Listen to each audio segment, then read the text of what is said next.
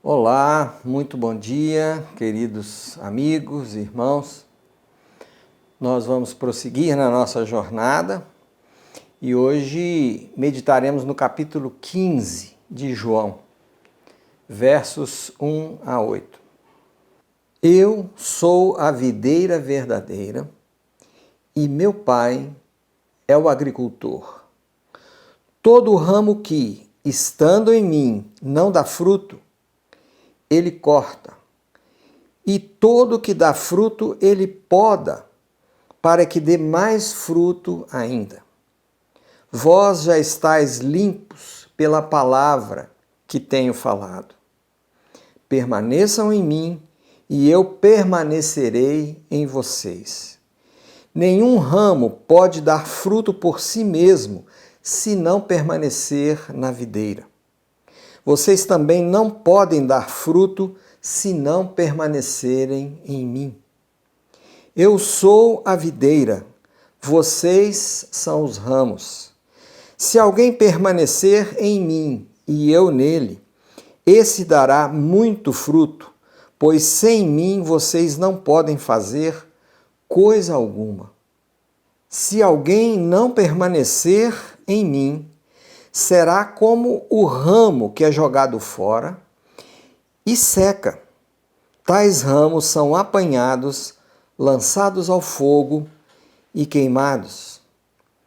Se vocês permanecerem em mim e as minhas palavras permanecerem em vocês, pedirão o que quiserem e será concedido. Meu Pai é glorificado pelo fato de vocês darem muito fruto, e assim serão meus discípulos. Curiosamente, os evangelhos de Mateus, Marcos e Lucas, chamados sinóticos, apresentam no seu texto cerca de 40 parábolas, enquanto o evangelho de João não as apresenta. Porém, aqui nesse texto de hoje, João nos mostra uma alegoria quando Jesus se compara a uma videira, uma parreira de uvas, sendo seu pai o agricultor e os discípulos como ramos dessa videira. Apenas para lembrança, Jesus e seus discípulos haviam acabado de tomar a ceia, a última ceia, conforme vemos em Mateus 26, versos 27 a 30, que vamos ler. Em seguida, tomou o cálice, deu graças e o ofereceu aos discípulos, dizendo: bebam dele todos. Isto é o meu sangue da aliança, que é derramado em favor de muitos para perdão de pecados. Eu digo que, de agora em diante, não beberei deste fruto da videira, até aquele dia em que beberei o vinho novo com vocês no reino do meu Pai. Depois de terem cantado um hino, saíram para o Monte das Oliveiras. Imediatamente então, e oportunamente, Jesus afirma que Ele é a videira verdadeira. Então, diante desse texto, eu gostaria de propor nessa manhã que faz parte dos planos de Deus que seus filhos estejam ligados a Ele e dependentes dEle continuamente. E para que isso se realize de fato, o texto lido nos apresenta 3 revelações. A primeira revelação é de que Deus, o Pai, trabalha em nossas vidas para que frutifiquemos. No texto que lemos, Jesus afirma que o Pai é o agricultor. E o sentido não é apenas que ele é o proprietário, porém, de fato, o agricultor. Jesus já havia dito: meu Pai continua trabalhando até hoje e eu também estou trabalhando. O nosso trabalho como pais é aquele de tornar os nossos filhos cada vez mais independentes de nós, autônomos mesmo. O trabalho de Deus, o Pai, é exatamente o contrário. É no sentido de nos tornar dependentes dele cada vez mais.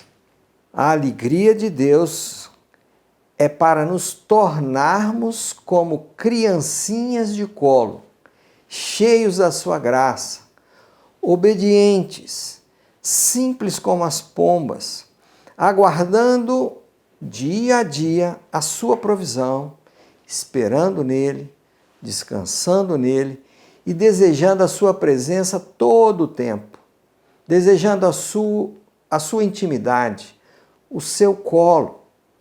No Salmo 25, verso 14, há um versículo muito interessante, que diz que a intimidade do Senhor é para aqueles que o temem, aos quais ele dará a conhecer a sua aliança. Já as propostas do mundo são bem diferentes. Notem que as crianças precisam constantemente de orientação dos pais e muitas vezes conselhos, palavras, exortações e até advertências. Mas ao final, após uma trabalheira enorme, elas nos trarão alegria com seus frutos, tanto quanto nos alegram com as suas presenças. A segunda revelação é a de que Deus, o Filho, é o meio pelo qual a seiva da vida chega até nós. No texto lido, Jesus, o Deus Filho, apresenta-se como a videira verdadeira. Por que videira verdadeira?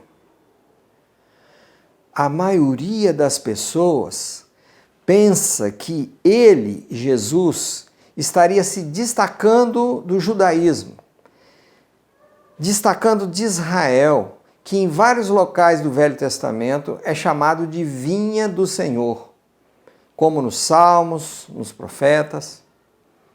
Talvez a botânica possa nos trazer alguma luz, uma vez que toda a luz procede de Deus, não é verdade? Nós vamos ver isso daqui a pouco.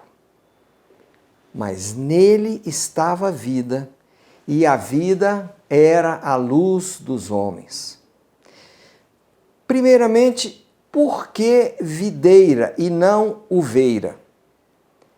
Sabiam que, na verdade, em algum tempo, em algum lugar, o pé de uva já foi chamado de uveira? Mas também as vendedoras de uva eram uveiras, e os vendedores, uveiros. À época de Jesus, e também quando João escreve o seu evangelho, a língua grega era dominante, tanto na literatura quanto nas transações comerciais. Seria como o inglês de hoje. Porém, a língua oficial era o latim, a língua do Império Romano. E em latim, os ramos das trepadeiras eram denominados vites. Daí, viticultura ou vitivinicultura, para quem planta a uva e produz o vinho. Vites passou para o português como vite e depois evoluiu para vide. Então foi natural chamar de videira uma planta qualquer que produzisse vides, aqueles ramos lenhosos. A videira mais importante, mais famosa, era a da uva. Houve um homem, Carlos Linneu, no ano de 1753, um cidadão muito importante da Suécia e um dos fundadores da Academia Real de Ciências da Suécia, aquela mesma que premia até hoje com o Prêmio Nobel, Ele, sendo botânico, zoólogo e médico, ele nomeou a uva com o gênero Vitis e a espécie vinífera. Ele foi o pai da taxonomia. As trepadeiras, como a videira, pertencem a um grupo de plantas chamadas lenhosas, porque possuem vasos lenhosos, ou seja, vasos que transportam a água e nutrientes. É possível, então, que Jesus estivesse, como criador da videira, dizendo que ele é a videira verdadeira, a videira que produz a uva, simbolicamente a vida e a verdade. As outras trepadeiras são as que produzem e conduzem as filosofias humanas, em termos simbólicos, é claro. Queremos a verdade? Queremos a seiva de Deus? Os nutrientes de Deus? Precisamos então estar ligados a essa videira. E eu volto a reforçar que Jesus disse isso logo após a ceia, aonde o vinho foi posto como aliança do seu sangue, isto é, morte gerando vida. A terceira revelação é a de que temos participação em permanecer na videira. No verso 4 até ao verso 8, isto é, em 5 versículos, aparece o verbo permanecer 8 vezes. Quanta ênfase, não? Para frutificar, isto é, replicar a vida de Deus, é preciso receber os nutrientes que Ele nos fornece. Essas plantas vasculares, elas possuem vasos que levam a água e os nutrientes para as folhas, e outros vasos que trazem a seiva e distribuem para toda a planta. Se os vasos se fecharem, aquele ramo seca e, segundo o texto, não frutifica mais. Então, estando em mim, essa expressão do verso 2, parece significar apenas que toda a vida só é possível em Jesus, ou através de Jesus. Como João já disse, nele estava a vida. E ainda, pois da mesma forma que o Pai ressuscita os mortos e lhes dá a vida, o Filho também dá vida a quem Ele quer. Porque a vontade de meu Pai é que todo aquele que olhar para o Filho e nele crer, tenha a vida eterna, e eu o ressuscitarei no último dia. Então a seiva só pode vir dele. Porém, se os vasos da fé, do verdadeiro entendimento e sabedoria estiverem obstruídos, a seiva não passa, o ramo seca e será cortado da videira.